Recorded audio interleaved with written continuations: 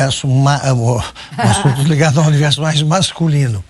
Como é que se vai resolver a dívida, que é enorme, né, do Corinthians com a Caixa? Já está provisionado a zero, tá, Augusto? Então, diferentemente agora do caso do estádio do Flamengo, que eu também recebo, você falou mensagem dos flamenguistas, eles me mandam mensagem. Hoje até tive uma conversa de manhã com o presidente sobre o assunto. O que o Flamengo deve e o que o Corinthians... O Flamengo quer construir um estádio... Quer construir um estádio na região do gasômetro, no Porto Maravilha, no Rio de Janeiro. Sim. A Caixa administra e faz a gestão de um fundo imobiliário que é proprietário daquele terreno.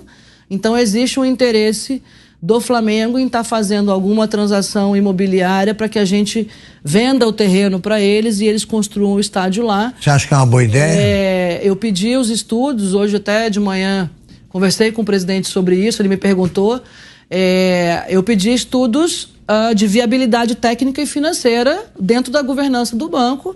Obviamente, assim, o banco tem atuado como gestor desse fundo que está no Porto Maravilha. Todos os projetos de revitalização daquela região do Porto, no Rio de Janeiro, existe um engajamento grande e um interesse financeiro do banco nisso. Então, já foram pedidos os estudos de viabilidade, a gente vai acelerar. Tem um outro terreno perto que também parece que é das Forças Armadas que ele engajou.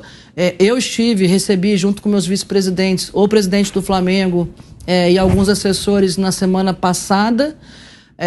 Mas a gente tem que ver a viabilidade técnica e financeira, né? Explica para os espectadores qual é o problema com o Corinthians. Na época da operação original, da construção do estádio do Itaquerão em 2014, tanto a Caixa como o BNDES entraram como credores, né? O que é diferente. Agora eu tenho um imóvel que possivelmente eu posso vender ou fazer alguma transação imobiliária. Naquela época entrou como credor, financiando a obra do estádio com as empreiteiras que participaram.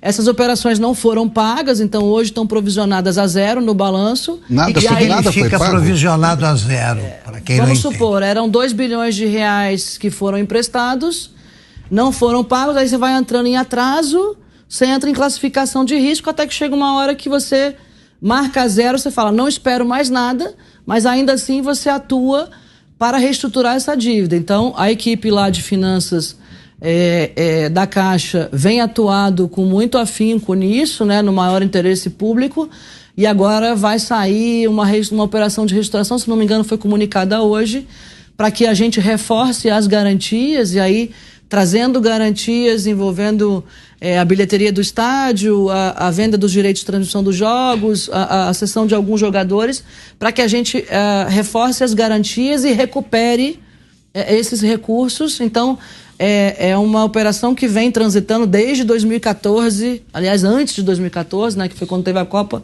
até hoje. Então, isso foi uma operação de crédito muito mal sucedida no final, que a gente ainda tenta reestruturar e recuperar, e agora foi mais um capítulo disso. Então, são mundos, eu não sei se você torce pro Flamengo ou pro Corinthians, mas assim... Eu sou palmeirense, eu vejo com... Mas assim, com isenção. O escopo das transações é totalmente diferente, né, nesse caso. Desculpa, nada foi pago, presidente?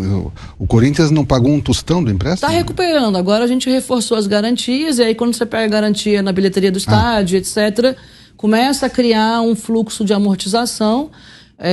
Eu não participei dessas transações, dessa reestruturação, não tenho tanto detalhe, mas assim, teve um comitê grande agora que esse reforço de garantia dá uma viabilidade de pagamentos muito maior, uma vez que o clube em si tem um ativo muito valioso, né? Seja na torcida, que é enorme, na bilheteria, seja nos jogadores, seja na venda dos direitos de transmissão. Então, eu acho que isso vai permitir que a gente tenha um cenário diferente para frente. E no caso do Flamengo, qual a sua avaliação como executiva financeira? É bom negócio ou não é?